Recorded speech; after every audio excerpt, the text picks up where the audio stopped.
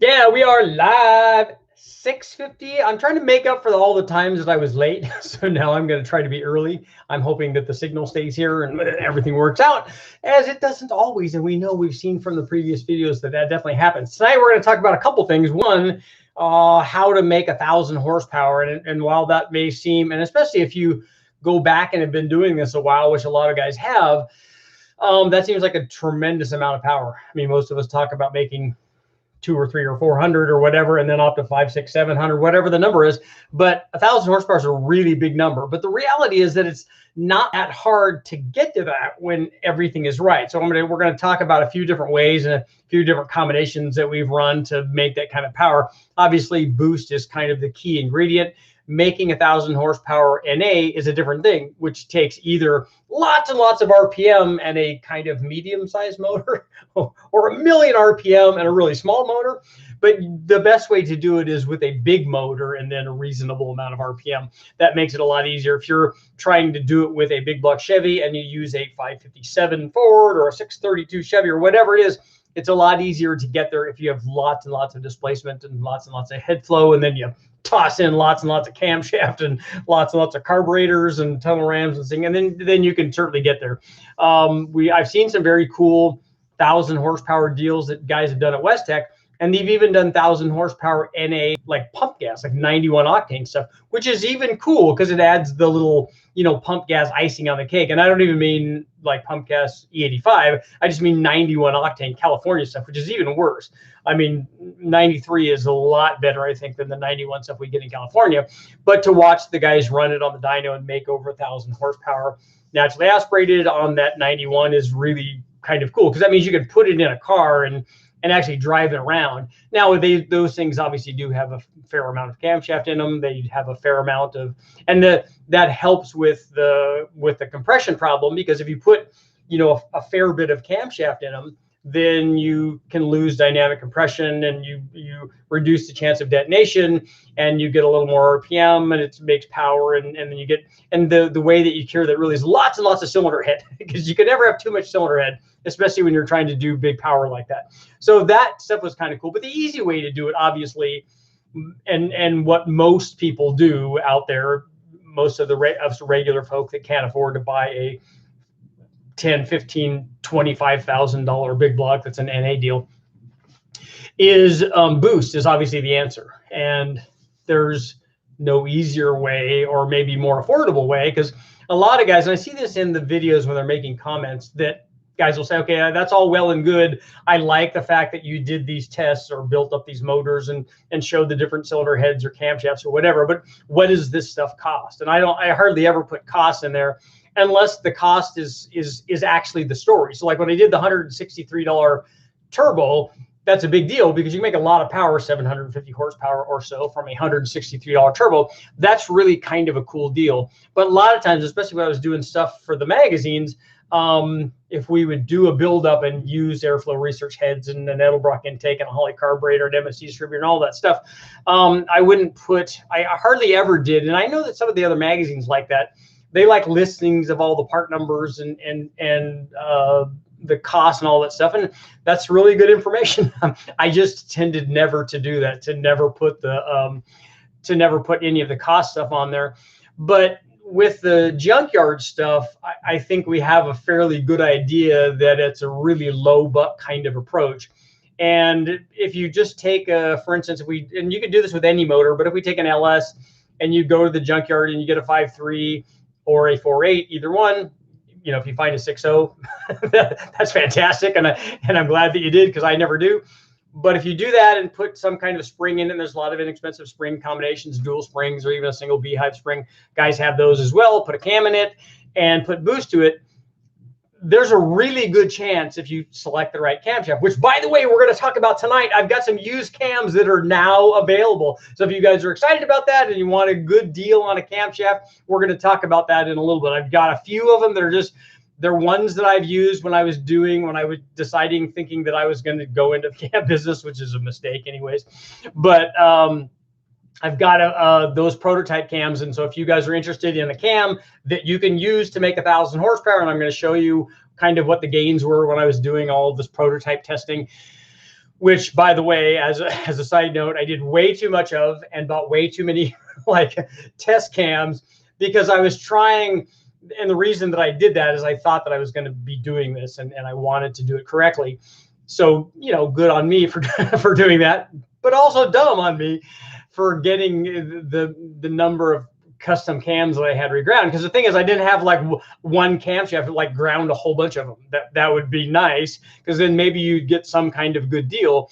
But instead, they were all a little bit different. And when I say a little bit different, you know, half a degree or a degree of duration change on the just the exhaust or just the intake or just the LSA change or whatever, you know, maybe a valve opening or closing point. You know, I was looking for little tiny things. And unfortunately, looking for little tiny things like that requires a lot of different camshafts. So I made a lot of cams. So I have some of those available. I just want to get rid of them because I'm not going to be doing that. So it's a good deal for you guys. You guys can get camshafts, and I'll show you in just a little bit kind of where they are. Because one thing that I found in all of this testing is that when you vary the duration by one number or the LSA by one number and the duration, whether it's an intake or exhaust or whatever, when you change those things by that little amount, it does nothing to the power. What I did was ended up just like we showed with when I did the sloppy stage 2 versus the world. When I did that cam comparison on the NA motor, we had even significantly different camshafts do essentially the same thing. So the amount that I was changing them, like this much, just changing them just by a whisker, did essentially nothing. So I learned an awful lot. I learned how to spend lots of money, which is not great. But I learned a lot about camshafts. But mostly I learned how to make the same power, which I guess is information too. So I'll be showing you guys that, and I've got stuff that, like these camshafts, for instance, I'm going to call it the 1,000 horsepower cam, not the 1,000, but these 1,000 horsepower cams, because I only have a handful of them. So whoever gets them first gets them. But we know that this camshaft will make 1,000 horsepower because I know what it makes NA, and it did. Like I said, they all did the same thing, even though one was a 225 or a 224, 225 and a half or whatever we changed it to. They all kind of did the same thing. So we'll talk about that in a minute. But making the 1,000 horsepower with these things is not hard anymore. You know, you go to the wrecking yard, you get a 5.3. When I do it, and I there's a little bit of differences of opinion here about this stuff. Like when I do it, even if I'm spending my own money, which normally I do. Sometimes the guys will give me stuff, especially back in the magazine days. That was kind of nice. But I like to put when I go to the wrecking yard, I'm going to take them apart to put ring gap in them. If you're going to try to get 1,000 horsepower, you should do it with ring gap. I always recommend ring gap on any turbo motor. Put it together, do it right once, put it in, and keep it in there for a long time. And what I'd be much happier about a guy telling me that he did the right thing, put his motor together, and drove it for 5 or 10 years, and it worked perfect all the time, than a guy telling me, oh yeah, I put an unopened motor in there, and I ran 20 pounds 6 times, and then it broke. But I did it. I don't care about that. That doesn't matter to me. Much rather hear the story of guys doing things and having it last a really long time. Like I like guys that have their motors in their cars and then don't just blow them up immediately. I like the guys that put them in there and run them and run them and run them. I like a guy telling me, man, I run 5 seasons on this thing. It just runs forever. I want them to wear the thing down so much that they start smoking, and then they just got to get another one. That's kind of the ideal situation. But when you go to the wrecking yard, you get that. I like to put ARP studs in it, and I know guys use other cheap stuff and sometimes use the stock heads on the LS. But you can do this with a small block Ford. I would pick a 351 Windsor, not a 302. But I'd like to kind of see where a 302 would go now. But I don't know what that limit is. Or a big block Ford or a big block Chevy, a small block Chevy. All of those I think can, and a 4-valve 5.4 modular Ford. I mean, there's lots of potential there that you could do this with. So I like to, on the LS, put head gaskets in. Normally we have Felpro stuff at West Tech, so I would use those. Or if I go to the dealership, I get a set of factory LS9 head gaskets. That's something that Brian Tooley turned me on to, and I got to talk to him today. It's always great to talk to Brian. So I put the LS9 head gaskets even on the small bore 5.3 or 4.8, put head studs on it, put springs in it. When you take it apart, you're going to take the pistons out and redo the rings, put more ring gap in it. We use about 7 thousandths or so per inch of bore. On 5.3s, I normally go to 28 or 30, or on a lot of the big bang motors, 30 plus, whatever. It could be 30, could be 35, whatever. It's just more than 30, because we know we're going to turn it all the way up. I might not do that on a motor that I'm going to run on the street and it's only going to see 10 or 15 or 20 pounds, but then 20 becomes 25 and 30 and all that. So I like to run ring gap. We put it together, head studs, head gaskets, and then select some kind of camshaft. And here's where a lot of people get confused about it. And this, there's going to be some lucky guys that get a camshaft that will do this very easily. But they're going to pick a camshaft and they think that they have to be real specific. I got to pick a turbo cam, a stage 1 or stage 2 turbo cam. And that's not a mistake. If you pick a stage 1 or stage 2 turbo cam, it's going to work. Because if you have, you obviously, if you're going to make 1,000 horsepower, you have to pick 1,000 horsepower turbo. Lots of good ones. VS Racing has, Viren has great stuff. The S475 stuff will do that. An S480, you know, there's some good turbos out there that you can select from that are inexpensive and that will make that kind of power. That choice is actually fairly easy. And then obviously you have to do your exhaust, and usually that's going to be more a function of fitment than anything else. There's lots of good exhaust systems that you could use. We always use the factory exhaust manifolds and run a Y pipe up to the turbo, and then I almost always run an intercooler. I always get questions about, well, what if I run E85 and no intercooler? That's great. Do that. Try that. I don't like to run lots of boost without an intercooler. I ran around all day with my Vortec on my Mustang at 7 or 8 pounds, and it will do that, as we showed, at wide open throttle. But the air temperature outside was like 55 degrees. So, and I had a cold air. So the air going into the supercharger was fairly cold. We were only running that boost. We had a good air fuel, and it worked for running it sustained. I don't remember what the ring cap was, because that was kind of before I was doing that. I mean, we'd always, if you look at ring manufacturers, you look at their recommendations, they have a list of stuff. Okay, for an NA motor, do this. For boosted nitrous, high boost, maximum effort, they tell you what to do with the ring gap, and it's always add ring gap as you go up in power, basically. And I don't remember doing that when I put that 302 together, because we put Forge Wiseco pistons in it way back in the day when I ran that thing. But it ran great and it worked with no intercooler. But I wasn't running 20 or 25 pounds, and I wasn't trying to get to 1,000 horsepower. In fact, I wasn't even making half of that. So it was, a much milder combination on the 302. So I like to have an intercooler. E85 makes life very simple. It's the poor man's race gas, and that's just perfect for what I do on the engine dyno, so that I don't have to spend $1 million on race gas while I'm testing. Just go down to the local gas station, get E85, put it in, and away you go. And so it's really that simple. If you put ring gap in it and head bolts or studs, the ARP stuff I like, head gaskets, and then you put springs in and cam, because when you put a cam in, you're going to probably need springs anyways. Maybe guys could do it with a low lift cam and an LS6 spring, maybe. But and especially as you go up and boost, I like to have more spring rate. So the other thing is, don't go too high on the spring rate. You don't need a 450 or 500 pound, open spring. That's going to be too much. The lifters and everything are not going to like that. So, and also, the spring and the coil bind rate should be tied in, and you should look at that in relation to the lift. That's getting nitpicky, but for most guys, the average guys, don't worry about that. Just put springs in it, put a cam in it, put the right size turbo. Obviously, you have to have also the right size injector. And I'm surprised that I get this question asked so often. Well, can you do that on stock injectors? No, stock injectors, just like a small turbo, don't have unlimited flow. Even if you were able to somehow jack the pressure up to 1,000 PSI and they wouldn't blow apart, that would be difficult to do. So you have to size the injectors for the flow rate to, make the power output that you want. And again, the way to look at that is take the flow rate of the injector. If it's 25 pounds an hour, multiply it by 16. That gives you a rough idea of what the thing will support naturally aspirated. Turbocharged or supercharged, it's about 75% of that.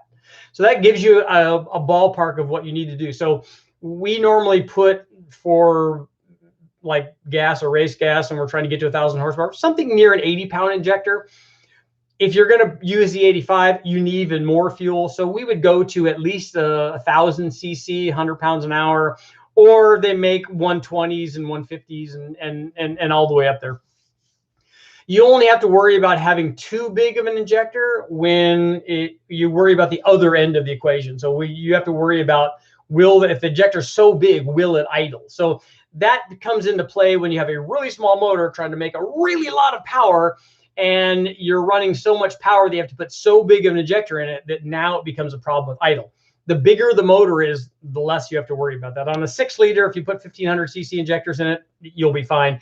And I've run 1,500 cc injectors on a 4.8. And if I can make them idle with my tuning ability or lack thereof, then a really good tuner could easily do that.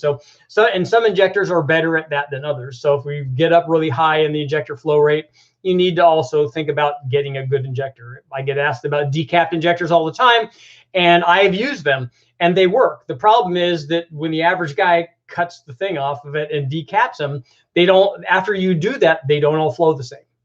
And so if you cut 8 of them, you're not going to get 8 that flow the same. So what we had to do when we first did this way back with Steve at Powertrain, so shout out to Steve. Thank you for all of your help over the years. I know I was a real pain, but thank you very much. He cut up a set of, I think, 36-pound blue Ford Bosch injectors. And they ended up flowing somewhere in the 80 to 85-pound range. But we had to do 8 of them before we got 4 of them that were the same. And it worked out okay because we were doing it for my Honda.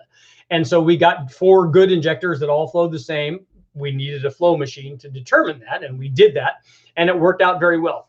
But we did not get 8 out of 8. And I think that that's probably what happens with most of them. So a lot of guys are doing the dual fuel injectors, which you can find in a wrecking yard occasionally. I don't know that I've seen any, but they are available, and that would definitely be the low buck way to go. But if you're there and you can get injectors, maybe get a couple sets, because you can cut them. That's just labor. You can do that, have them flowed, and then get 8 good ones if you're going to do that.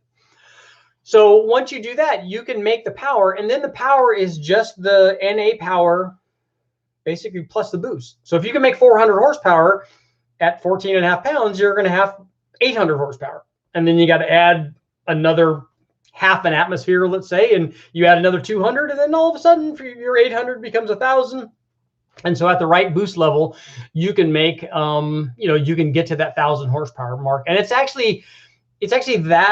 that simple.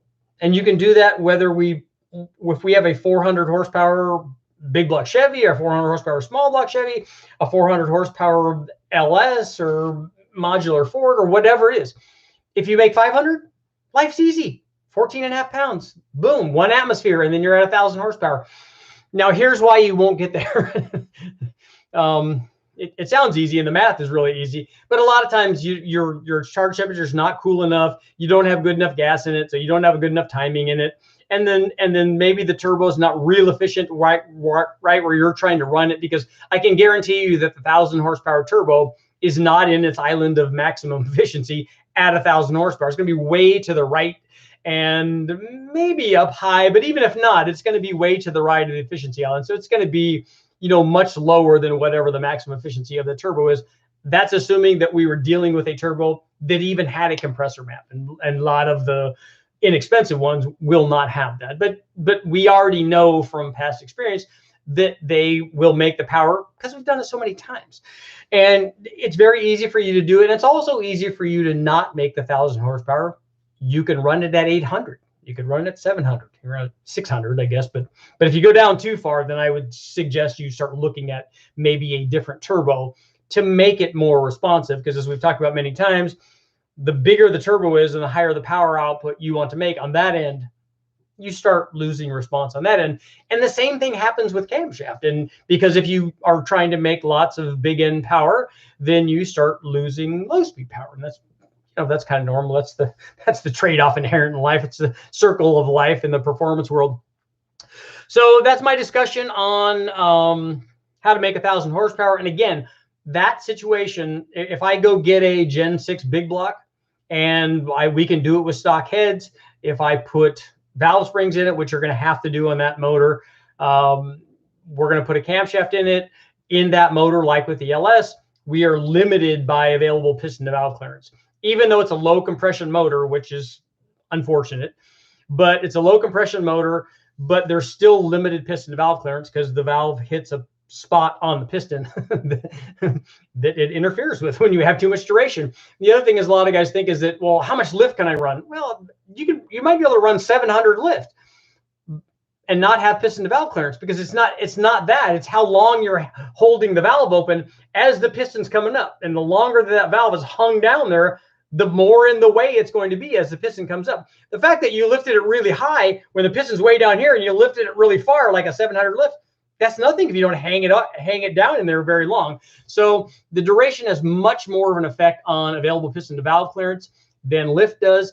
And it's almost always the intake side of that that's the problem. Certainly on the LS, it's intake. You're not going to hit, like we can run, I don't know, 18 or 20 degrees more exhaust duration than we can intake duration without having to worry about it. So the exhaust is not really a problem. The exhaust valve is smaller, obviously, but that's what happens on these. So you're limited by camshaft. So with the big block, you're limited in the NA power production of a junkyard motor based on what camshaft you can run.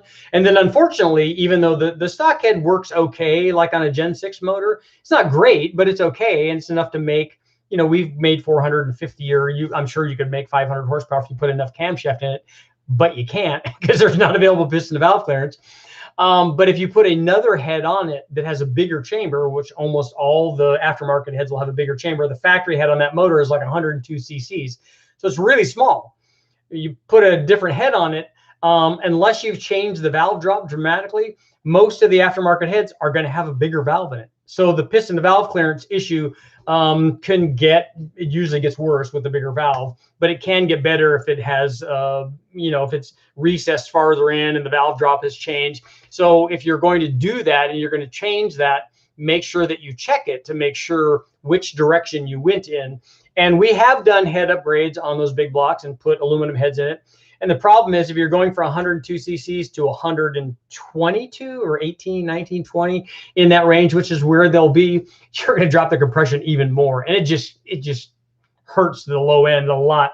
A lot of times when we did the head test, we would eventually make more power, but only toward the top of the RPM range, all the way up at 5,500 RPM.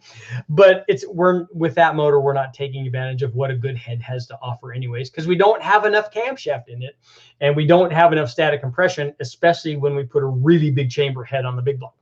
So that's my spiel for tonight. I'm going to move my camera for you guys. And what I want to show you is I'm going to show you the camshafts that I have, or the camshaft that I have. Like I said, they only vary by a degree or two or whatever. But I want to show you what kind of power that they made, and you guys can decide if somebody wants them. Let me know, and we'll make you a good deal on them.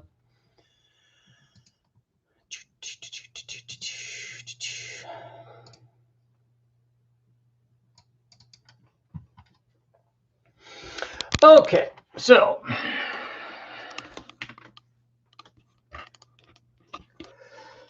hopefully you guys are able to see this. So this camshaft it's a stage 1 camshaft, we can call it. You can kind of see down here. There's a little bit of a loss below 2,700 or so compared to the stock cam, but gains through most of the curve and a big change out at the top. We see that we've got the stock cam made, the stock LM7 cam, this is on an LM7 5.3 liter test motor, made 357 horsepower. With this camshaft, it made 423. So it made lots of power, like 66 or 67 horsepower. And torque was up by about 18 foot-pounds from 380 to 398. And the interesting thing is to take a look at, let's see here. With me. So the interesting thing to consider is, as we know, since all of these cams, every cam is a turbo cam. Dave, thank you very much. I know I'm waiting for the Atlas as well, so we're going to move this up just a skosh. On the camshaft, we're picking up 65 to, you can pick up 65, 70 horsepower. The thing I liked about these cams that I was developing is a 219. The reason I picked this kind of cam, excuse me, the reason I picked this camshaft is this is the 1,000 horsepower camshaft. It's big enough that it makes a good jump in power on a 4.8 or 5.3 or even a 6.0. And so it makes, like, we're in the 425 range. So the multiplier now, this cam, if you added a turbo to it, an S475 or a VS Racing from Byron over like a 7875 Gen 2 deal, that kind of thing. If you added that kind of turbo to a 5.3 with this camshaft, you would be at 1,000 horsepower, somewhere near 20 pounds, 20, 21, 22, depending on how much timing you had in your charge air and all that stuff. So that's really all that it would take. And that's kind of what I wanted for this cam. I wanted this cam to be small enough that it would still drive around and not be horrible. I didn't want it too big. Like, if we put a 231 cam in here, or 232, 233 duration at 50, it will make more power, but it will lose a lot more down low. So this is kind of a good performance, middle of the road, stage 1-ish 4.8, 5.3, 6.0 that you could put in a car, you could drive it around, and also it will make lots of power. For those guys that are wanting, I have a couple of, I might have a couple of really small, because I was also looking at very, very small, like truckish cams, so, stage 1 kind of truck cam. And so I might have a couple of those too, but I'll have to dig through. There's a stack of them, so I got to dig through them and see. But right now, these are the ones I have, and I think I have, I don't know, I think I have 9 of them. So if you guys are interested in those, let me know. I'm going to try to sell them for, I need to get around 245 or 250 out of them, and that will be shipped to you. If I can sell them all right now, I get 9 or 10 guys. We could do them, like, we'll do them for 230. So if you want them, you're gonna have to send me an email, and then we'll arrange to get them. I'll arrange to get them shipped out to you, and then we can arrange to have you pay through PayPal or something like that. Whatever we got to do. So you guys just let me know, and I'll put my email address here. So if you guys are interested.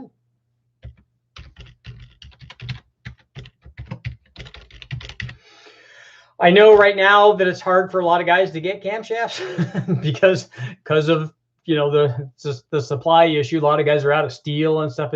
Some stuff's hard to get to, but I've got the prototypes that I ran, and I finally dug through that stuff, and so I can get them out to you. You guys let me know, and like I said, I always test stuff, and I've got the dyno results to prove it, and we know what it does, and they will all do this. Like I said, I ran a couple of different ones, and they're all within 1 or 2 horsepower, whatever. Basically, the range of repeatability of what we were testing was just, I'm like, okay, well, none of that stuff made a big difference. So this is that kind of power gain is what you would get if you had an otherwise stock 3. Obviously, you could make a lot more power if you had. That was with a both of those, the stock cam and the stage 1-ish cam, this prototype cam.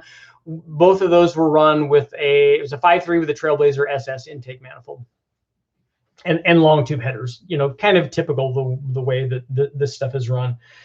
And like I said, if you were, low 20s on your boost and you had the right turbo and an intercooler and an E85, you would be at 1,000 horsepower with that camshaft. Let's see. So we'll get to some questions now if you guys want. Admiral, thank you very much. My loan fell through. I can't afford to do a 4-valve swap right now. Do you think I should just drop a PI motor to replace the current destroyed NPI? Just save up. Yeah, if you could I would get a wrecking yard. Just get it running. Get a wrecking yard motor, put it in there, and run it. And it's always easier to do boost than it is to add a lot of times performance modifications, and especially to do a different kind of 4-valve deal or something like that. If you had a turbo, or a turbo is the easiest way because it's the least expensive one. Obviously, the blower stuff works well too, but sometimes those blower kits for things can be expensive. So let's see, would a centrifugal or big turbo help more power near red line? I don't know what you're talking about. I don't know what your question is.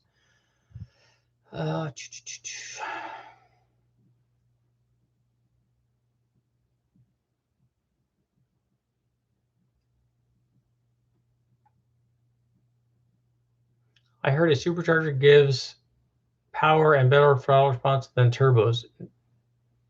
That's too broad of a statement. Well, I think what you're thinking of is, and what you've been told is, a positive displacement like Roots or twin screw blower has immediate boost response. And it does, because it's bigger. So with each revolution of its rotors, it provides more airflow than the small turbo does. The turbo doesn't work until it gets spooled up.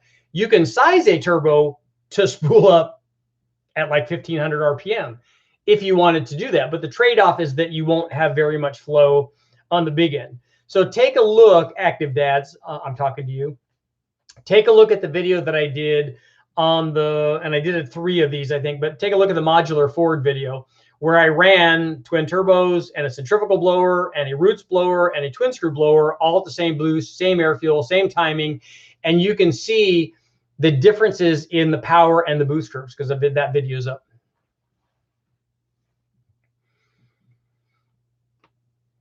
Would a centrifugal or big turbo help make more power in your red line? You can have either one of those do that, depending on, as long as the turbo can support that power level, as long as the centrifugal can support that power level.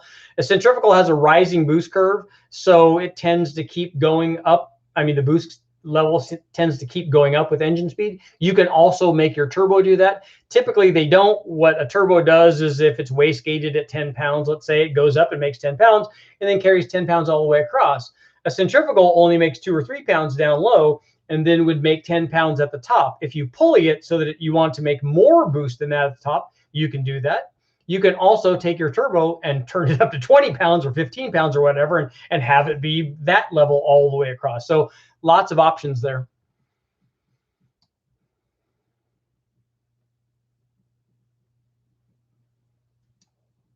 I do like the short deck 400s, though. Those are kind of cool on the Mopar stuff.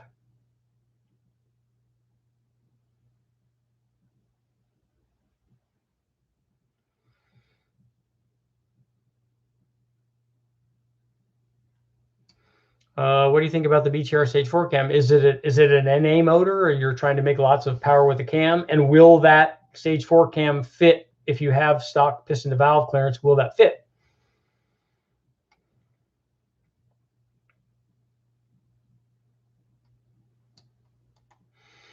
3D Garage, this is a really good cam, especially for a 6-liter, because it will be even milder, let's say, down low on a 6-liter. But again, this is an easy, I mean, and I'm saying 1,000 horsepower, but if you turn the boost up, if you run 25 pounds instead of 20 pounds, I would have no problem saying that this thing, you could make 1,500 if that's what you wanted to do. Most guys don't. And if I was suggesting a cam for 1,500 horsepower, this probably wouldn't be it, but you could do it with enough boost. But it would be a good combination for what you're talking about. As a matter of fact, it's almost ideal for that. Admiral, 600 horsepower PI naturally aspirated. That's a little harder to do. It just takes a wilder combination. You just need lots of head flow, lots of RPM, lots of static compression, lots of camshaft. The lift on this camshaft is 595.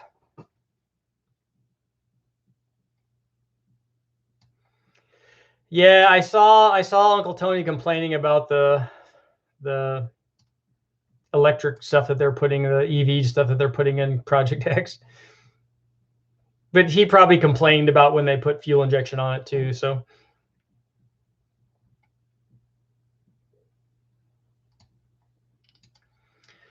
let's see.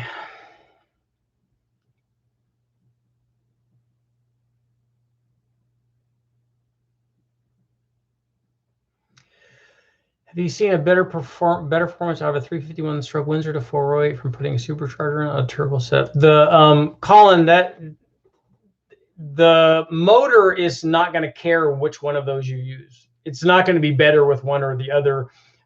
Take a look at the videos I have up comparing the turbo and the supercharger. They do different things.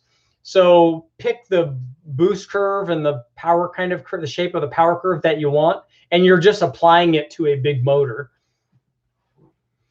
For a lot of guys, the supercharger might be a little easier to install.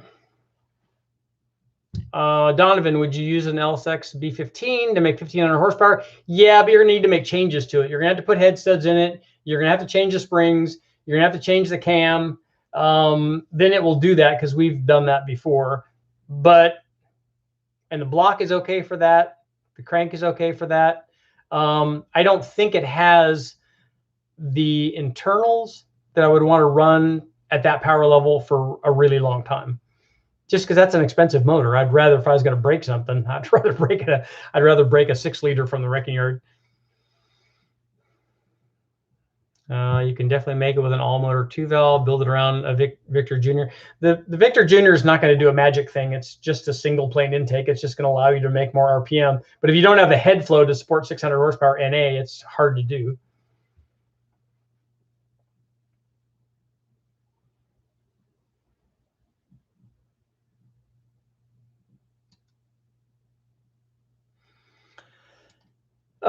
Project X is, if you've followed Project X from the very beginning, you see that all of the powertrains for Project X have evolved with the hot rodding industry. So, you know, a 283, you know, 327, 350, tunnel rams, you know, crate motors, fuel injection, blowers, you know, all kinds of stuff. So that's the direction that people are going in. So I'm sure that they made a deal with GM and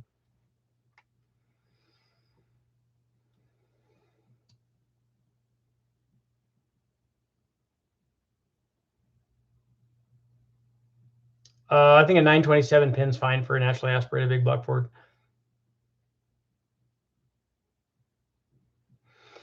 A turbo will make more power than the blower will at any boost level because you're not losing power to drive the supercharger.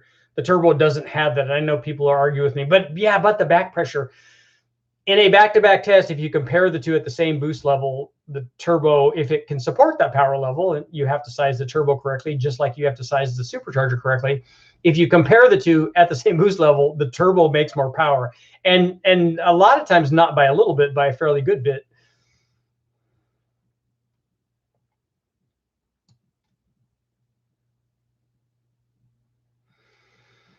What do you mean? What are my thoughts on the BTR stage 4 cam? I don't know. That's too general of a question. You got to be more specific about your question.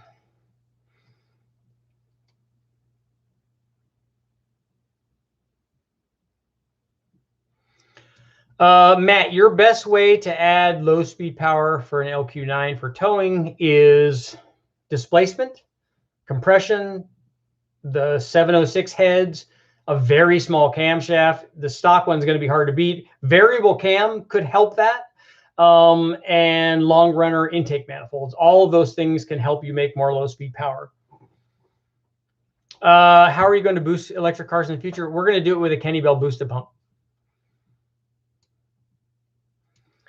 A turbo 6-liter with a BTR stage 4 cam. You got to tell me how much power you want to make and what turbo you're using. A BTR stage 4 cam and a 6-liter is not necessary for any sort of realistic power level.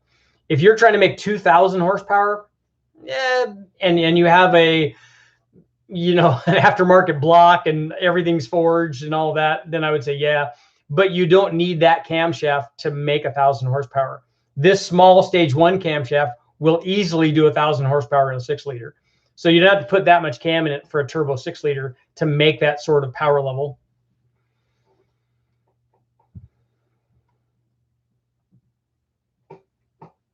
Yeah, 3D Garage. I put my email up there, so just get a hold of me.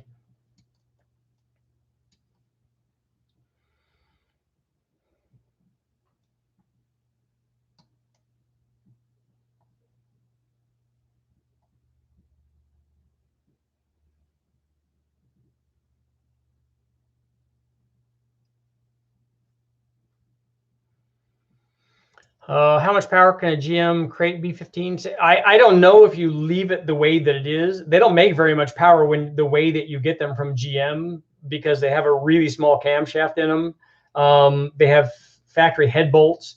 They have factory head gaskets are probably okay. And then they have factory LS3 valve springs in them too. And none of those things were what I want on a motor that I was trying to run lots of boost on. Now, we've run boost on the combination the way that it is now, the way that it comes factory. We've run like Whipple superchargers, I think, on them with the guys from CarCraft when they had theirs. And it works, and it will make power. I just don't like running lots of boost and lots of power, like 4-digit stuff, without head studs and springs and a better cam. I haven't done anything on the Truck Norris cam yet, but I was talking to Brian about it today.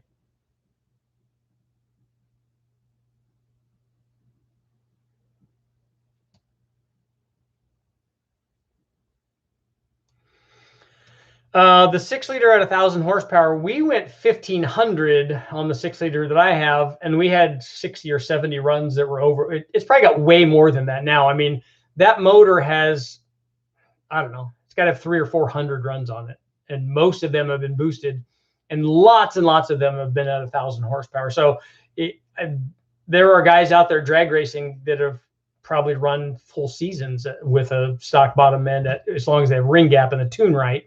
You can run it for a long time, I think, at that power level, especially at Gen 4.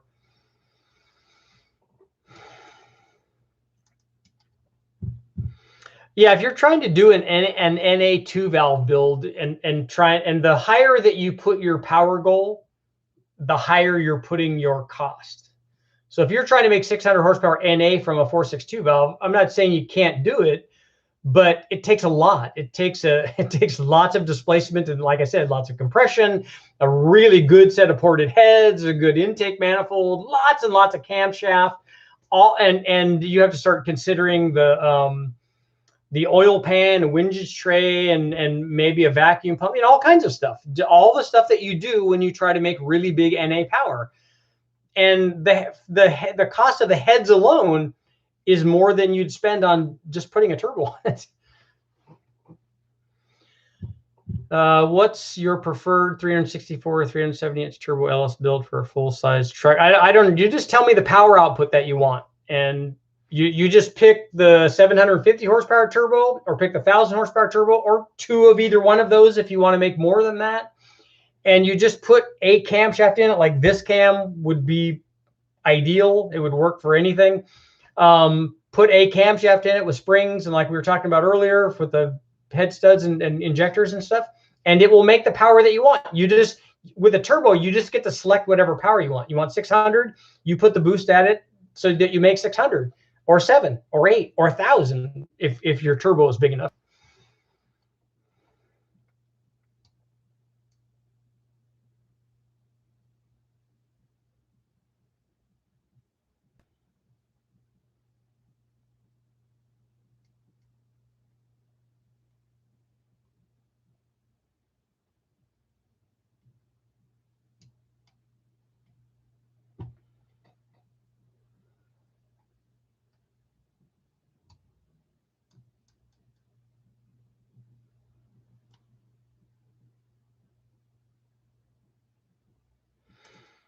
I think Uncle Tony's mad because they didn't put a points distributor on it.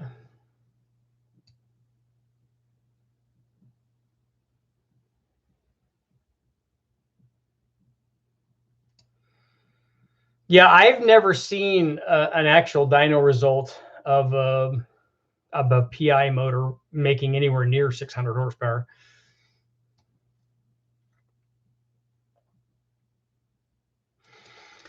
So Joe, you've got a 557 big block Ford, nice.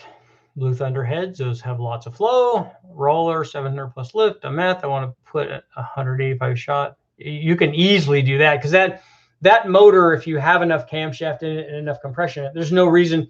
We've done 557s that were 900, 950. Even a not a great one is 750 or something.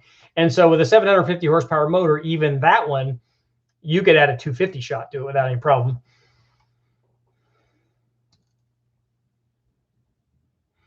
Rocky, how would one size a blower correctly? You would size the blower for your power output. So Vortec has and ProCharger and have a bunch of different size blowers, and they all flow different. And you size that just like you would a turbo. You picked a 1,000 horsepower blower if you want to make 1,000 horsepower. If you want to make less than that, they have blowers that make less than that. If you want more than that, they have some that make more than that. You just size it based on what power output you think you're going to want. 5.3 with a stage 1 turbo cam. Which twin 76 millimeter turbos do you have? There's lots of different twin 76 millimeter turbos. It's whatever the turbos will support. Two goods, like a good 76 millimeter turbo, like an S475 or that kind of thing. And there's some that go even more than that. But certainly that can be 2,000 horsepower with a turbo.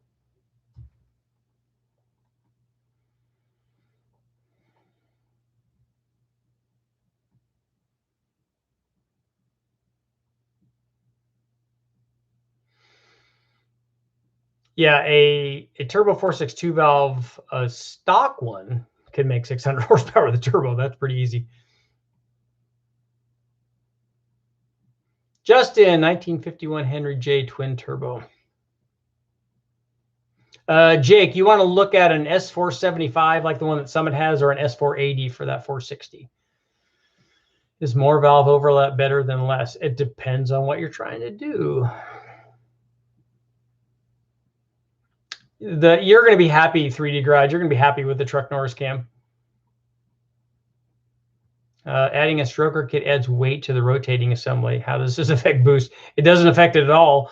The weight of the rotating assembly is going to have no bearing on that at all, because the reason for that is what you're doing with your stroker kit is adding displacement. And when you add displacement, you're going to add lots of low-speed power. And when you do that, you're going to improve boost response dramatically. That has nothing to do with the weight. It only has to do with extra torque down low.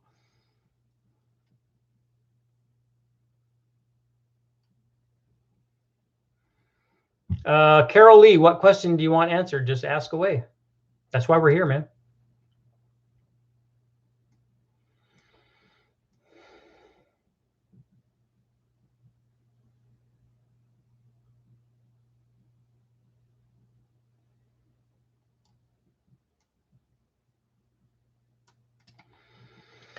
Michael, I will post it again.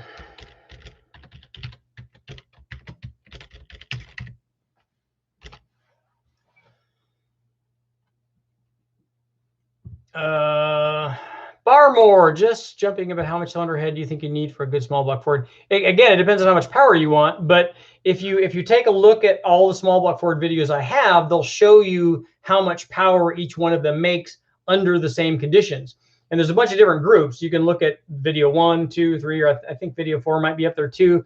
So they're in different groups, so that you can have lots of stockish ones and GT40s, and then bigger ones like with trick flow and the AFR 185s and 165s and all that stuff, and you can kind of see. But a good rule of thumb is look at the peak flow and multiply that by 2. It gives you a rough idea of how much power that head can support.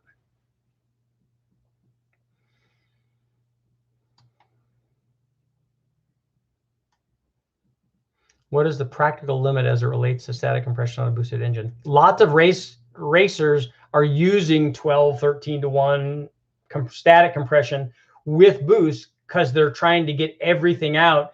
And that especially translates to guys that are running class size turbos. So if you're limited by the turbo is only going to support this amount of airflow basically. And so they're trying to do other things to make the motor more efficient. So as long as there's not an octane limitation, then they go up in static compression a lot. If you're trying to make, 300 horsepower, stock heads work good on your Ford. If you're trying to make 350, you can do that with GT40 heads. If you're trying to make 400, a better head makes it a lot easier, like an Airflow Research 165 or 185. Or a trick flow. The 11R heads are really good. There's a lot of heads that are in the middle in between those two, and a lot of it is going to be dictated by how much camshaft you run. The more head you have, the more head flow you have, the smaller you can make your cam, and more drivable your combination will be, and still allow you to make the power that you want.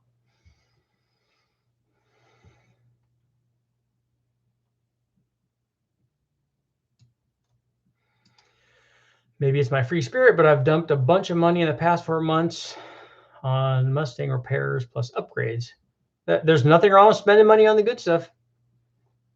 I did see the Boosted Boys mini jet boat. That's very cool. Anything that you put a turbo anything in is very cool.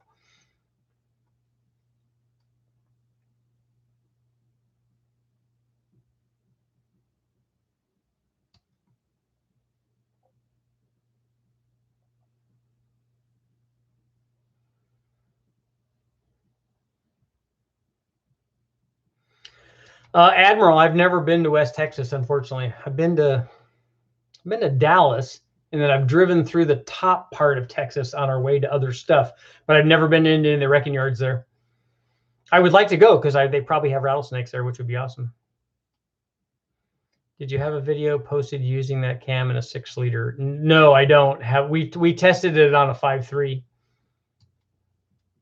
It's gonna be in a with an otherwise stock 6-liter. It's gonna be in the. I'm thinking it's gonna be like 450 or 460.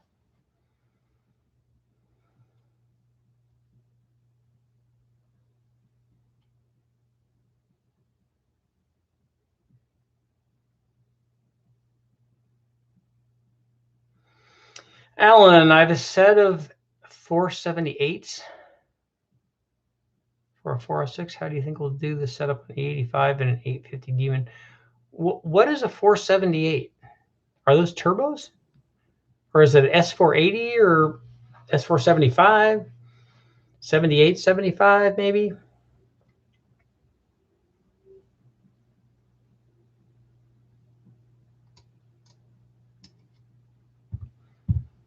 I don't normally do trunnion upgrades on the LS. I have done videos on that, but when we run the stuff from the junkyard, we don't do that.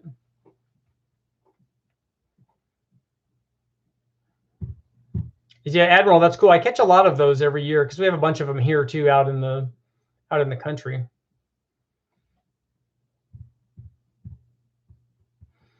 Gobi is a 228, 240, 630. That's a lot of lift. Too big for 5.3, 243 heads. You don't. It depends on what you're trying to do with that camshaft. 635 is a lot of lift. I'd be worried about the ramp rate of that cam, and I'd also be worried a little bit about the stability on that camshaft. You don't really need that much lift to make power with an LS.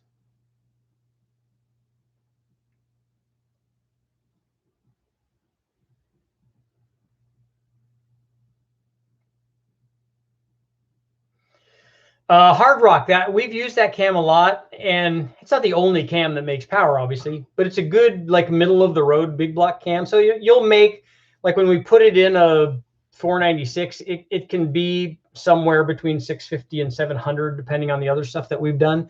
It works well. We've run it with nitrous, we've run it with centrifugal blowers, we run it with positive displacement blowers, we run it with turbos, we obviously run it NA with tunnel rams and all kinds of stuff, and the cam works fairly well. I think it's probably fairly mild as far as the solid stuff goes, so I think that it would also last better than some of the bigger cams that we run. And on a 427, let's see, I have aluminum 427 Corvette head. Oh, on my 540. Okay, I was going to say on a 427, it's going to be a little more rumpy, but on a 540, it's going to work good. That's the cam that comes in the Blueprint Engine 540 power adder crate motor that they sell. And, you know, we made a bajillion horsepower of that. I've never been to Houston ever, I don't think. Get ready for a turbo 4.2 Atlas all-wheel drive in a 79 Datsun 510. I'm in. I'm all in. Let's see. Caleb. I'm talking more about hypothetical max RPM. I know small blocks like to rev more than big blocks, but I'm wondering if you can hypothetically make a V8 platform turn more than 12,000 RPM. Yes, you can. But I don't know why RPM would be your goal.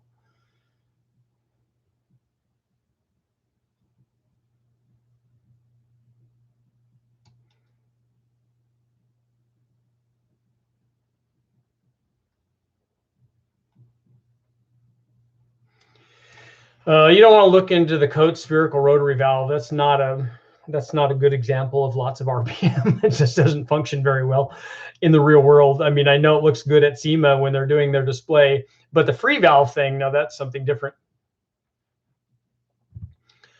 Racer D, to get an idea of, since this is a hypothetical formula anyway, we look at the peak valve flow or peak flow at wherever that occurs. Normally, when we look at most of these street type cylinder heads, they don't keep flowing to 900 lift. So they'll have peak flow at 600 or 700 lift. Your combination is not going to make that power level. Almost nobody does, unless you have lots of other stuff done to the motor, and you obviously have a camshaft that could take advantage of wherever that cylinder head is making that peak flow at. So it's just an idea of what the thing has the potential to support. And actually, if you have a cylinder head, for instance, that flows 300 CFM, and so we say, okay, well, it flows 300 CFM at whatever valve lift that is. Now we think that it can make 600 horsepower. That's not 100% true, because it depends an awful lot on whatever the rest of the flow curve looks like at the different lift ranges. But if it can support that, it can actually support more than that. We've had a lot of instances where we make 2.1 or 2.2 horsepower per CFM because we've done everything else to the motor, like a dry sump system, like lots of static compression, the right camshaft, the right intake manifold, the right headers, and all that stuff. So you can do better than that formula. Most people don't achieve that formula.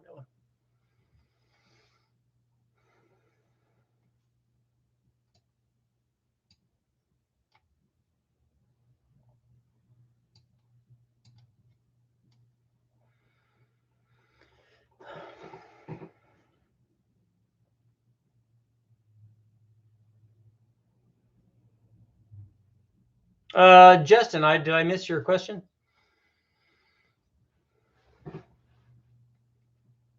Racer D, I think I answered your question about the head flow. Bob, I'm making 670 flywheel horsepower, 13-to-1 hydraulic roller, 251, 267. Is that on a big motor? Okay, 428 LS with like a small turbo to bump it to 300 to add 300 to 400 horsepower. What would you recommend?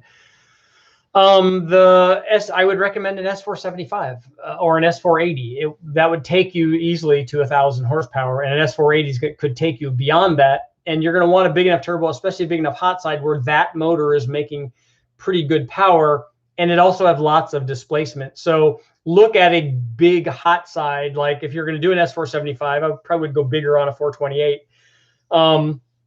A 1.32 is a fairly common AR, but if you're doing an S480, same kind of thing. Look for something that's, a lot of those, like the S475 is going to be a T6. And so I would look for a T6 on that motor.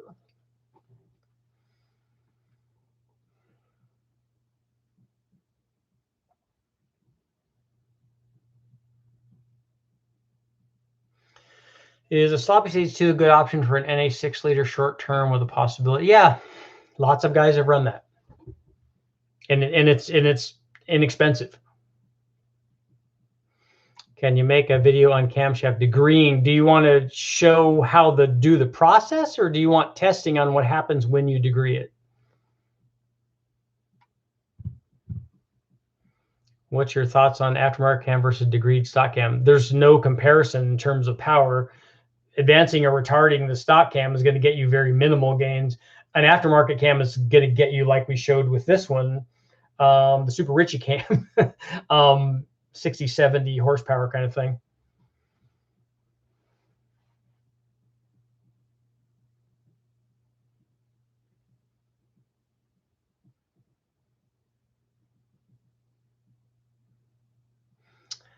Any tips for the install of a 671 and LS3, carbs or Holly Sniper? I would rather run carbs on that if it were me. I've run 671s. I have 671 LS videos up We ran the Speedmaster kit, but with a blower shop blower that worked excellently. They make great products. Obviously, there is a fancy polished one, a stripped blower. We ran that same blower on lots of other stuff, small blocks and big blocks, and on the LS, and it worked fantastic.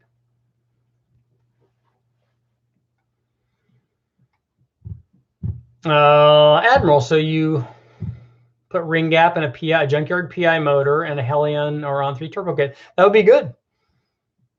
Obviously, it'll make a lot more power with a cam.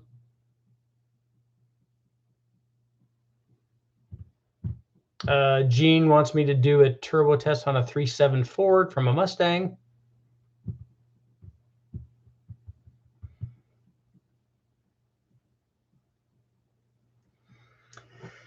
Andy, 11-to-1 LS3 heads. I want to run twin turbos. So I'm assuming that you have lots and lots of octane to go with that, because you're probably going to need that. And it depends on what kind of power output you want. Twin GT45s would take you to 1400 or 1500. Twin GT35s would go to 1,000. So if you want twin turbos, those are 2 options. There's lots of other stuff. You can run S366s, 362s, or whatever. There are lots of turbo sizing to get you to the power level that you want, but you just have to decide how much power you want. Then you select the 2 turbos to do that.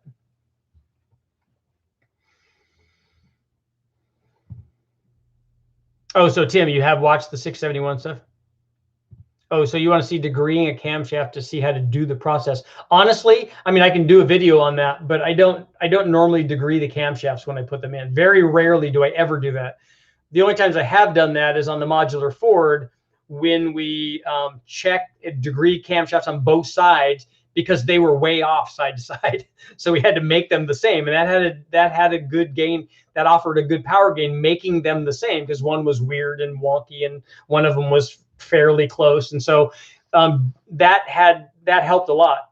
I did another test on degreeing an LS9 camshaft, hoping that if I advanced it, we would pick up some of the lost low speed power. It didn't turn out that way, but you got to try it before you know. And then degreeing it to just check and make sure that it is what the cam card says it's supposed to be is another process. But most of the guys, especially guys that are watching the stuff that I do, where it's a junkyard motor and you add boost to it, they just put the cam in, and as long as they can line up the timing chain and the crank the same, and it's, you know, top to bottom and all that's all working out, that's what they do, and they run it that way.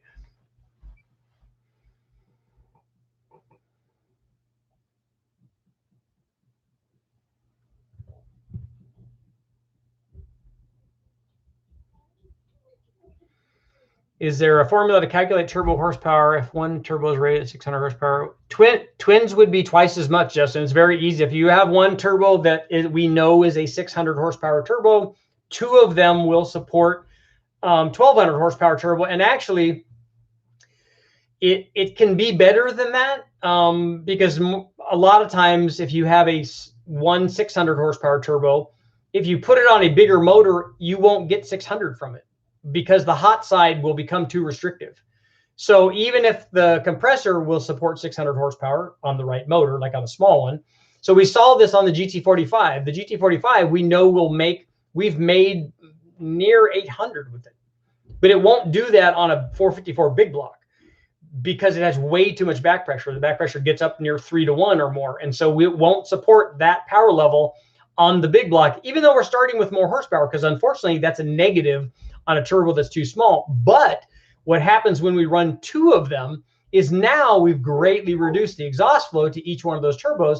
Now it's saying, hey, look, I've got no back pressure to worry about. Now I can spin the compressors for all they're worth. So twins in that case would get more than double what the single would.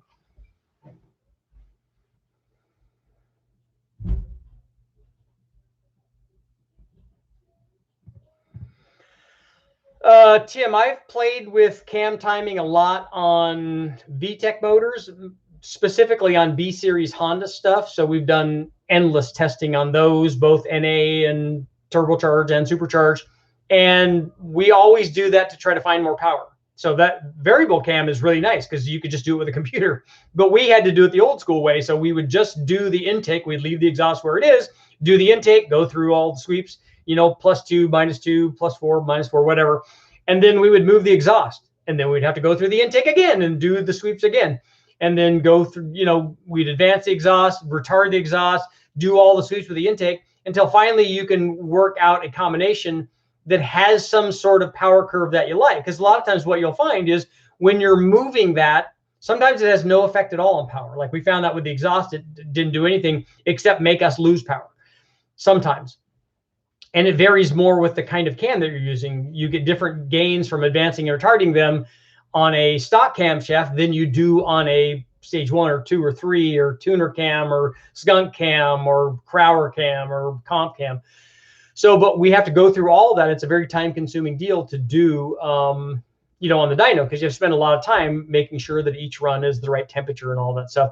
So it takes a lot of work, and you can pick up power. I've never picked up 20 horsepower from degreeing the cams, but maybe that's because we never started from the worst position to the best position. It could certainly be 20 horsepower. But we're never that far off when we start. Maybe is you know, maybe we just got lucky. Maybe we knew what we were doing and started in the 0 point, and that's kind of in the middle of where we should have been. So we were never way off. But from all bad to all good could certainly be that much power.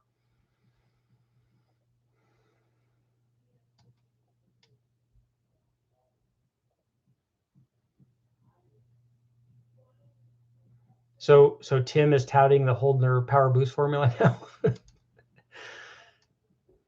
I do have plans to bring the Nova back.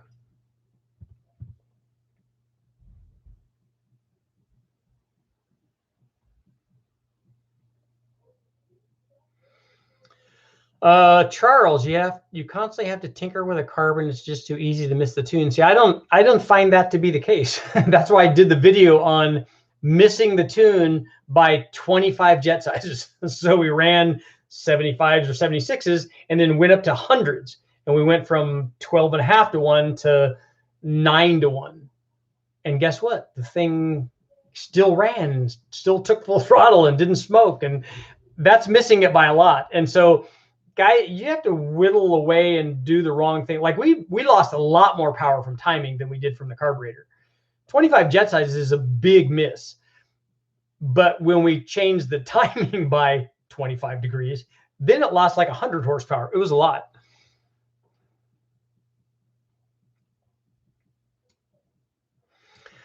That boy. So if I have a 454 and I can't put a twin turbo, you can put 2 turbos to get 1,000 wheel horsepower. You can put a single on there too. They make singles that are big enough to do that.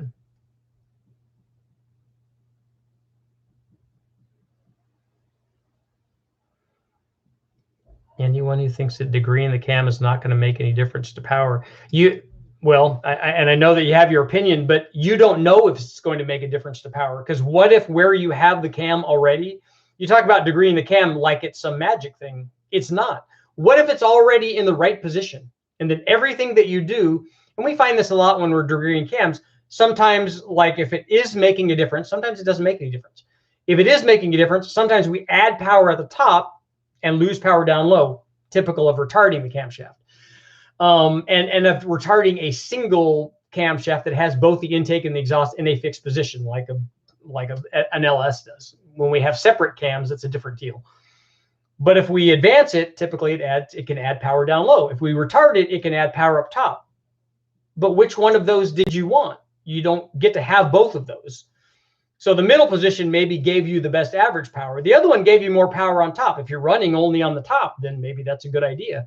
If you're running only on the bottom, maybe that's a good idea. So if that happens, that's one of the possibilities. The other possibility is that advancing and retarding it loses power. The other possibility is that either advancing it or retarding it can add power everywhere. The thing is, you don't know if doing that is worth anything. If the cam is off by 1 or 2 degrees, I'd be really surprised if you ever saw any power if you did a back-to-back dyno test, because I've run that test a lot of times. And the thing has to be off pretty far to make a difference. I watched an interesting video on tubular headers versus stock exhaust manifolds or cast iron type factory type exhaust manifolds. It's fairly interesting, some of the theories that the guy had.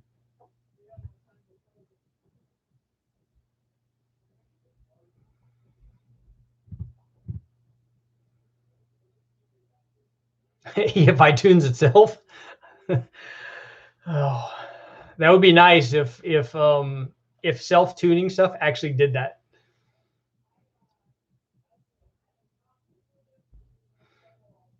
Yeah, if you're running a small block 406 with a set of S478 turbos, do you think it will have lag? Yes, it will have plenty of lag. You don't. One of those turbos would be like 1,000 horsepower turbo. So do you want more than that? Do you want 2,000?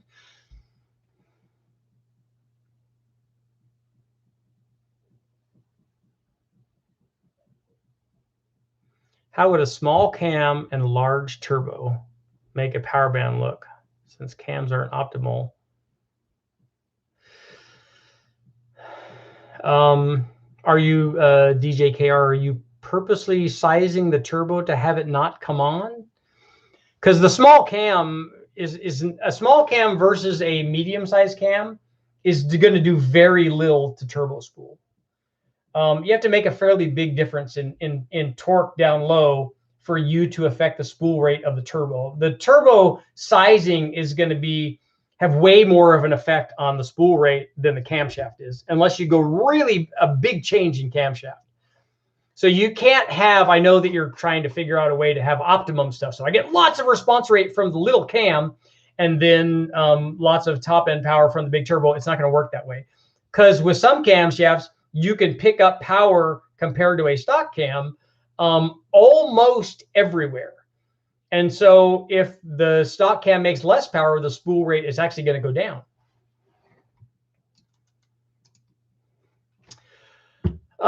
Tuna, I guess. Your thoughts on Power Nation's 408 making 830 something horsepower on a 408 with a precision 88. So they're only using half of that turbo. A 118 race gas on engine dyno. Seem a 408 should. Yeah, that I haven't watched the video and I'll have to watch it to see what it is. Maybe it's a really, really mild 408. Maybe it's a 408 like I did with the LM7 cam that only made like 400 and something horsepower. I don't know why you would do that, but I did that because we needed a starting point for a cam comparison that we were doing. But that's not what I would recommend. A 408 is easily any kind of 408, a 408 Ford or a 408 LS or a 408 Chevy, 406.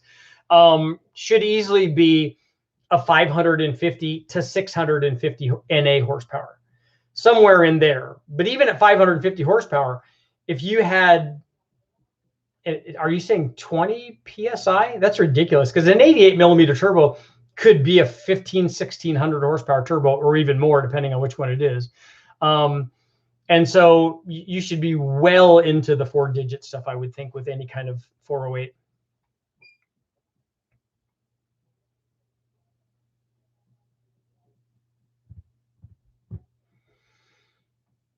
We ran 275 S475s, but they're T4s meant for twin setup so that they're going to be more responsive than the T6 stuff. But we had to get special exhaust manifolds back in the day from.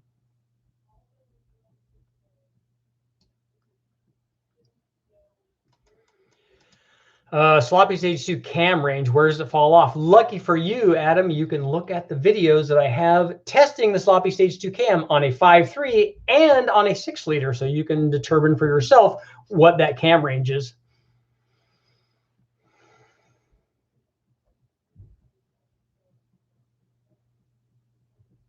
HP Tuners and Matt tune my EFI system. So Matt from Sloppy, he knows what he's doing. He's actually a good tuner.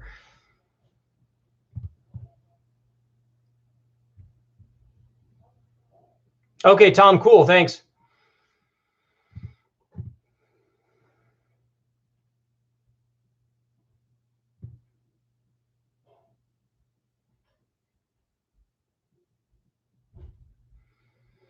Using a big turbo offset the small cam. The problem is that the only reason that you'd put a big turbo on there is because you're wanting to make whatever that turbo will do in terms of power.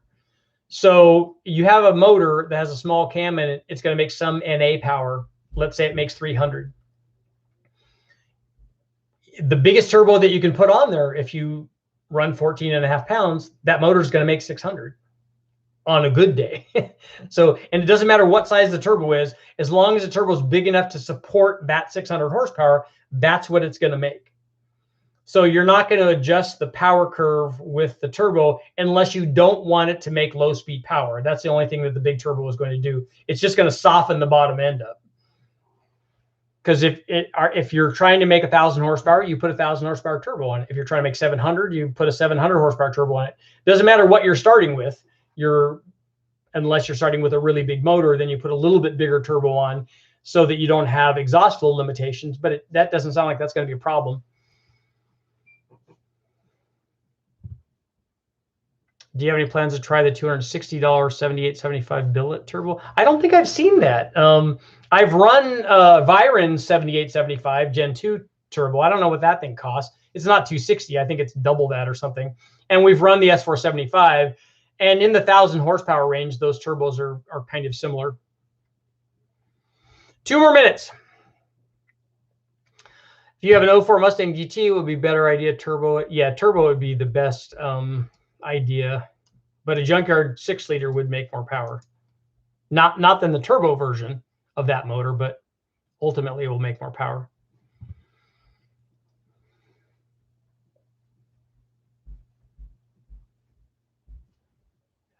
Timothy, do you think it would be beneficial at all to have a camshaft with more duration on the intake while running a 2-barrel carburetor and open exhaust?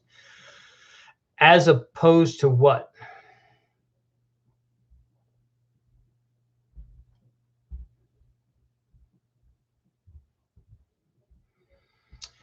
Neon, I don't know where you're at. You have to find some local guy or local shop that builds motors. I don't know if you're in California or what state you're in.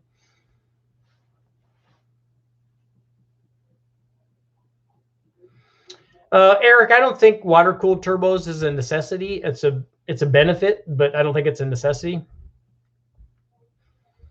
What rings do you recommend for Wiseco forged pistons on just 450 to 500, 347? The pistons should have come with rings, right? Did they not come with rings? Total Seal makes good stuff. Wiseco has somebody that Wiseco might make their own rings.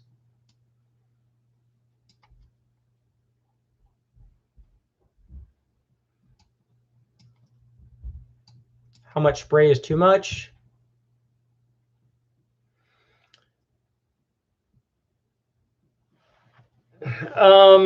Somebody wrote a general rule: 100 horsepower less than NA. I'd like to see somebody run 500 horsepower with a nitrous on a 600 horsepower motor. I've never seen somebody do that.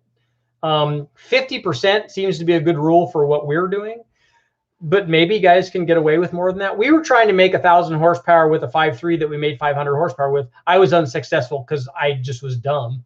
I think it's possible, but it's not something I would recommend. We just wanted to see if I could. And so far, I have not been able to.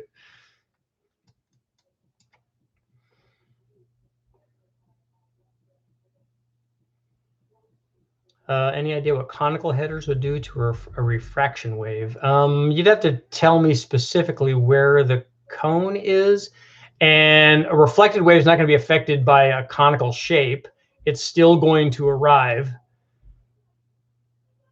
Sometimes they were putting like anti-reversionary cones in there, but I think that that's a bad idea. And I know that that was a big thing for a long time on header design.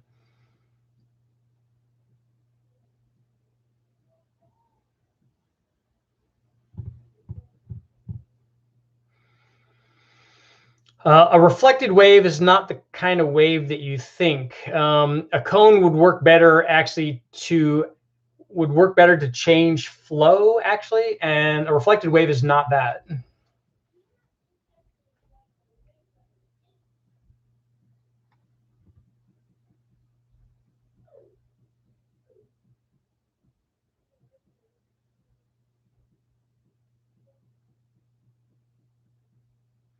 Yeah, there's lots of good information on YouTube about putting motors together and learning how to do that. There's lots of information out there. You just need to put the time in.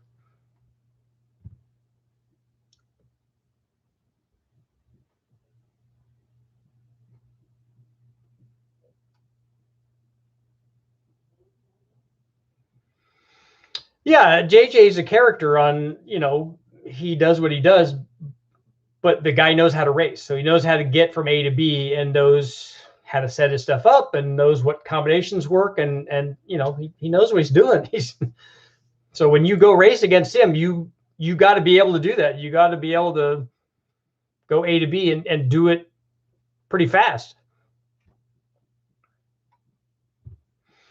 How much different does a stick shift turbo combo cam get spec versus an automatic trans car? It depends on what you're trying to do more with the combination than the stick versus automatic. So are you talking about drag racing both of them, and do you have a two-step on it? Do you have a stall converter? What is it you're doing with each one of those combinations? Honestly, if it's a street car or even a street strip car, I wouldn't change the specs of the cams for those two things. If it was a dedicated race motor, I would have somebody else spec the cams, because then they would change them for those things. But probably mostly based on what you're doing in the initial part of the launch more than anything else. I do have thoughts on the Trek Norris cam. I think it's awesome.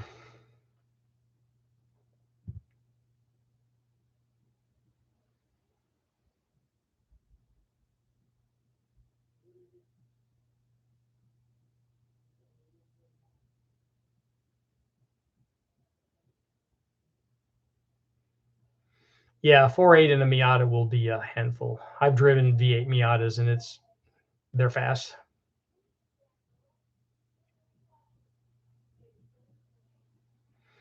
A reflected wave and a header doesn't necessarily add power at the top end. It actually adds power down low, which is when the wave arrives during overlap, because it arrives as a negative pressure wave to help draw air in through the open intake valve when the piston is at or near top dead center.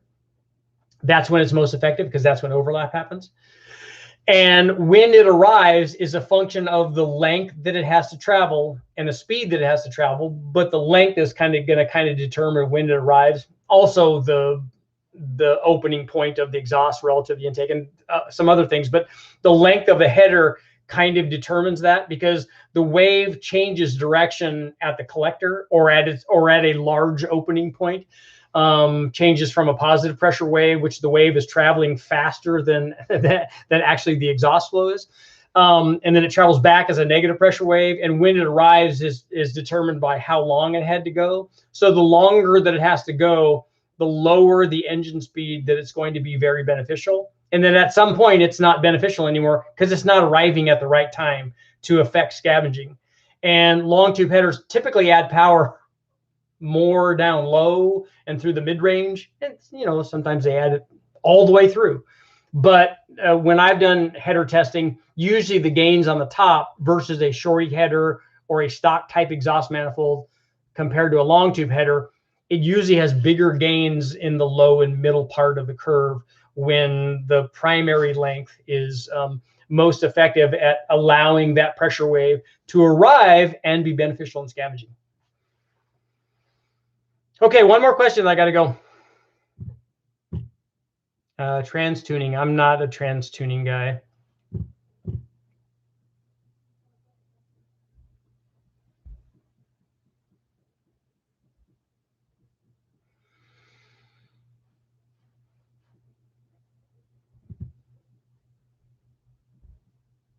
So if you guys just arrived, make sure if you've been here the whole time, you heard the thing. I've got some used LS cams, stage 1 kind of cams. I showed the power curve. So if you want to go back and watch the video at the beginning or before the middle, I think, when I was talking about these used cams I have available. If anybody wants any of them, please let me know. I put my email address up there so you guys could answer it. Let me know. Roush versus Whipple. Roush doesn't make superchargers. They use Whipples, and then they also use Eatons.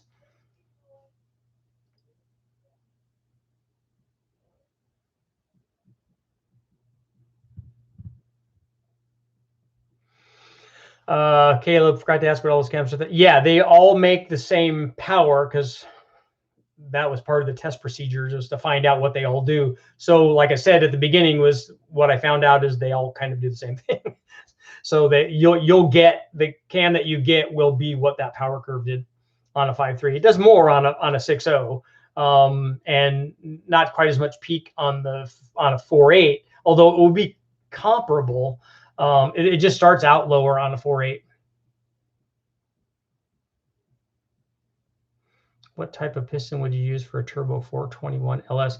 I'm concerned that you're doing a 421. What size stroke are you using? I'm more concerned about that than the piston type. There's lots of good pistons, JE, Wiseco, all of those forgings. There's lots of good ones to choose from. I hope you're not using a 4.1 inch stroke, especially not in a stock block. I would not recommend that. I would recommend a 4-inch stroke if that's what you're doing.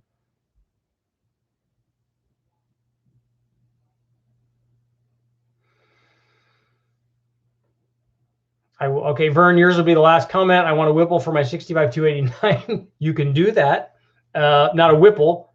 Well, you can do a Whipple. I think they have one that you could put a carburetor on. But you could do a Kenny Bell, and you could do a Kenny Bell as a 5-liter top end stuff on your 289, and then you could have that, and you'd be then it would be awesome. Thank you guys all for showing up. I will be back tomorrow. I've got some videos going up. Obviously more and more stuff every day. Had some cool stuff happen. I sold my red car, my fancy red car with the flat plane crank that everybody's asking about. I'm gonna, if anybody knows, if anybody has any, I'm looking for maybe like a 70, 71, 72 Chevelle. Or even a 68 or 69, not a numbers matching deal. A big block one would be preferable. A driver, but a nice one that has good interior and stuff. Ideally, it will be an SS clone kind of thing. Like an SS 396 clone. Like an L78 375 horse 320 or 396 clone, or an LS6. An SS clone kind of thing. I'd like one of those. So if anybody has an in on any of those, I've been looking online to find some stuff. If you guys know of any of that, let me know. Or some other cool kind of muscle car that would be good. Thank you guys for showing up. I will see you all tomorrow.